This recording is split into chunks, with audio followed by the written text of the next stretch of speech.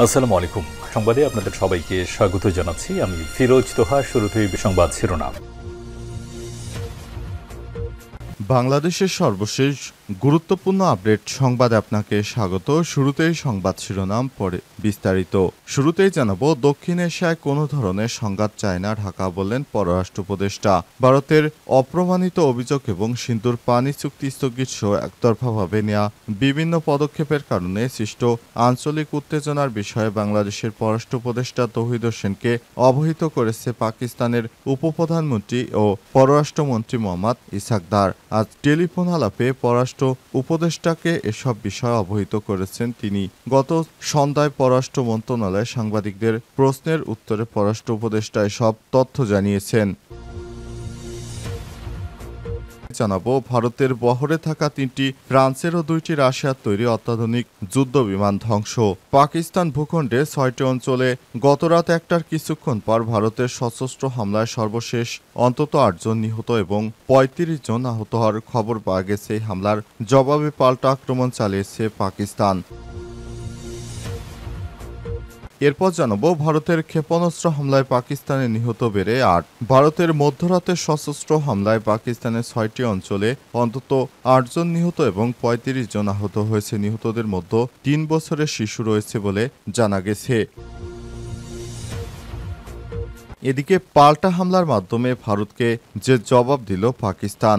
ভারতের মধ্যরাতে সশস্ত্র হামলায় পাকিস্তানের 6টি অঞ্চলে অন্তত 8 জন নিহত এবং 35 জন আহত হয়েছে। নিহতদের মধ্যে 3 বছরের এক শিশু এবং একাধিক নারীও রয়েছে। পাকিস্তান সেনাবাহিনী জানিয়েছে, পাল্টা জবাবে 3টি ভারতীয় যুদ্ধ বিমান ভূপাতিত করা হয়েছে এবং একটি ব্রিগেডের সদর দপ্তর, একটি চেকপোস্ট গুড়িয়ে দেওয়া হয়েছে। এবারে জানাবো, পাকিস্তান ভূখণ্ডে ভারতের ক্ষেপণাস্ত্র হামলা লজ্জাজনক, বলছেন ট্রাম্প। পাকিস্তান ভূখণ্ডে 6টি অঞ্চলে ভারতের মধ্যরাতে সশস্ত্র হামলায় সর্বশেষ 8 জন নিহত, 35 জন আহতর খবর পাওয়া গেছে। দুই দেশের মধ্যে এমন যুদ্ধ পরিস্থিতি তাৎক্ষণিক প্রতিক্রিয়ায় পাকিস্তানে এমন হামলাকে লজ্জাজনক বলে আখ্যায়িত করেছে মার্কিন প্রেসিডেন্ট ডোনাল্ড ট্রাম্প। প্রিয় দর্শক, এতক্ষণ শুনছিলেন সংবাদ শিরোনাম, এবারে বিস্তারিত। তবে তার আগে বন্ধুরা, অনুরোধ থাকবে এই সংবাদটিতে একটি লাইক দিন। এই চ্যানেলে আপনি নতুন হয়ে থাকলে আমাদের সংবাদটি দেখতে দেখতে চ্যানেলটি সাবস্ক্রাইব করে রাখুন। কমেন্ট করে আপনার মূল্যবান মতামত জানিয়ে দিন আপনি বিশ্বের কোন দেশ থেকে বা বাংলাদেশের কোন স্থান থেকে আমাদের সংবাদটি দেখছেন এবং শুনছেন। এবারে বিস্তারিত। দক্ষিণ এশিয়ায় কোনো ধরনের সংঘাত চায় না ঢাকা, বললেন পররাষ্ট্র উপদেষ্টা। ভারতের অপ্রমাণিত অভিযোগ এবং সিন্ধুর পানি চুক্তি স্থগিত সহ একতরফাভাবে নেওয়া বিভিন্ন পদক্ষেপের কারণে সৃষ্ট আঞ্চলিক উত্তেজনার বিষয়ে বাংলাদেশের পররাষ্ট্র উপদেষ্টা তৌহিদ হোসেনকে অবহিত করেছে পাকিস্তানের উপপ্রধানমন্ত্রী ও পররাষ্ট্রমন্ত্রী মোহাম্মদ ইসহাক দার। সোমবার 5 মে টেলিফোনে আলাপে পররাষ্ট্র উপদেষ্টাকে এসব বিষয়ে অবহিত করেন তিনি। মঙ্গলবার 6 মে সন্ধ্যায় পররাষ্ট্র মন্ত্রণালয় সাংবাদিকদের প্রশ্নের উত্তর পরবর্তী উপদেষ্টা সব কথা বলেন। ইসহাক দারের সঙ্গে ফোনালাপ নিয়ে জানতে চাইলে তৌহিদ হোসেন বলেছেন, দক্ষিণ এশিয়ার কোনো ধরনের সংঘাত চায় না ঢাকা, বাংলাদেশ চায় আলাপ আলোচনার মাধ্যমে যে কোনো সমস্যার সমাধান হোক। এই ঘটনা যা ঘটেছে আর পাকিস্তান কি পদক্ষেপ নিয়েছে সেটি অবহিত করার জন্য পাকিস্তানের পররাষ্ট্রমন্ত্রী ফোন করেছিলেন। পাকিস্তানের পরিস্থিতি নিয়ে বাংলাদেশের কাছে সহযোগিতা চেয়েছে কিনা জানতে চাইলে পররাষ্ট্র উপদেষ্টা বলেন, আমার কাছে তিনি কোনো সহযোগিতা চাননি। বাংলাদেশ চায় যে শান্তি বজায় থাকুক, উত্তেজনা প্রশমন যাতে ব্যবস্থা নেওয়া হয়, উত্তেজনা বাড়তে পারে এমন কোনো ঘটনা যাতে না ঘটে, এটাই বাংলাদেশের প্রত্যাশা।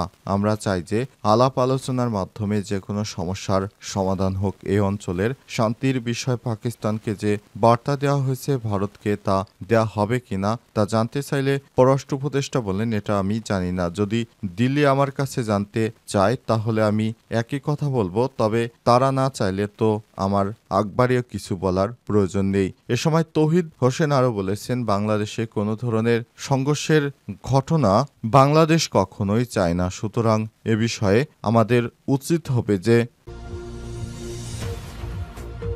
ভারতের বহরে থাকা ৩টি ফ্রান্সের ও ২টি রাশিয়ার তৈরি অত্যাধুনিক যুদ্ধবিমান ধ্বংস।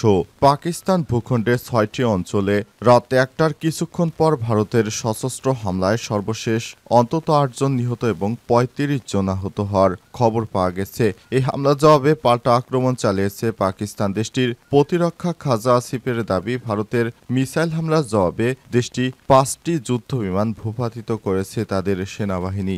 এছাড়াও আন্তঃবাহিনী জনসংযোগ পরিদপ্তর ISPR এর মহাপরিচালক লেফটেন্যান্ট জেনারেল আহমেদ শরীফ চৌধুরী বলেছেন, পাঞ্জাব ও আজাদ কাশ্মীরের শহরগুলোতে ভারতের হামলার পর পাকিস্তানের সশস্ত্র বাহিনী প্রতিশোধমূলক হামলা চালিয়ে ৫টি ভারতীয় বিমান, IAF জেট এবং একটি ড্রোন ও ব্রিগেডের সদর দপ্তর ধ্বংস করেছে। তিনি নিশ্চিত করে বলেছেন, এই অভিযানে অংশ নেওয়া তাদের বিমান বাহিনীর সমস্ত জেট নিরাপদে রয়েছে। ভারতের বিমান বাহিনী IAF ধ্বংসপ্রাপ্ত জেটের মধ্যে ৩টি ফ্রান্সের তৈরি রাফায়েল, রাশিয়ার তৈরি একটি AC-30 MKI এবং একটি MiG-29 রয়েছে বলে জানান তিনি। পাক গণমাধ্যম বলছে, পাকিস্তানের সশস্ত্র বাহিনীর নিয়ন্ত্রণ রেখা LOC বরাবর ধুন্দিয়াল সেক্টরে একটি শত্রু পোস্ট ধ্বংস করেছে এবং একটি ড্রোন ভূপাতিত করেছে। এছাড়াও নিয়ন্ত্রণ রেখায় ভারতীয় সেনাদের সঙ্গে তীব্র গুলি বিনিময় চলছে পাকিস্তান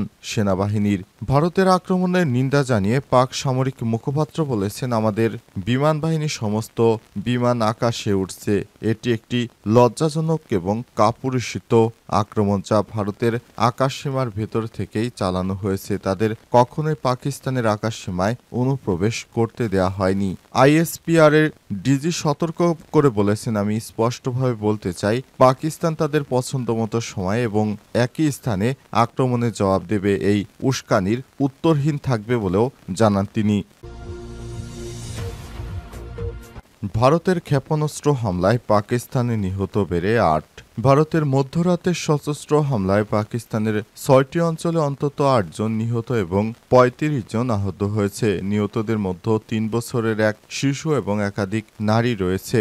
পাকিস্তান সেনাবাহিনী জানিয়েছে, পাল্টা জবাবে ৩টি ভারতীয় যুদ্ধবিমান ভূপাতিত করা হয়েছে এবং একটি ব্রিগেডের সদর দপ্তর ও একটি চেকপোস্ট গুড়িয়ে দেওয়া হয়েছে। খবর ডনের। পাকিস্তান সেনাবাহিনীর মুখপাত্র লেফটেন্যান্ট জেনারেল আহমেদ শরীফ চৌধুরী এক জরুরি সংবাদ সম্মেলনে বলেছেন, এটি কাপুরুষোচিত উস্কানিমূলক হামলা। আমরা উপযুক্ত জবাব দেব এবং দিয়েই যাব।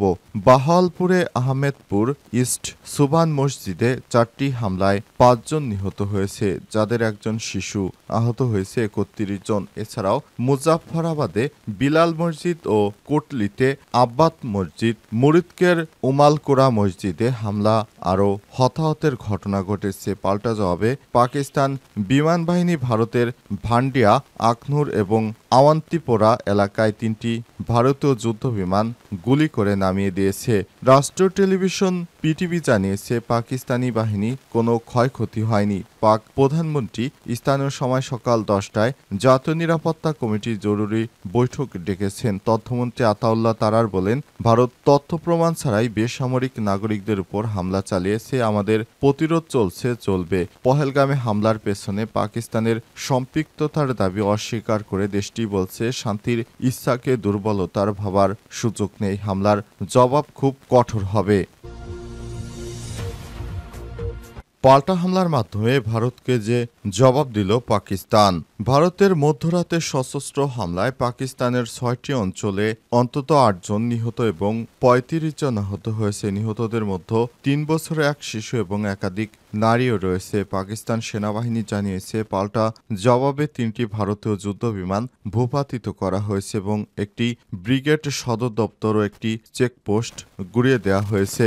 পাকিস্তান সেনাবাহিনীর মুখপাত্র লেফটেন্যান্ট জেনারেল আহমেদ শরীফ চৌধুরী এক জরুরি সংবাদ সম্মেলনে বলেছেন, এটি কাপুরুষিত এবং উস্কানিমূলক হামলা। আমরা উপযুক্ত জবাব দিয়েছি এবং আরও দিয়ে যাব।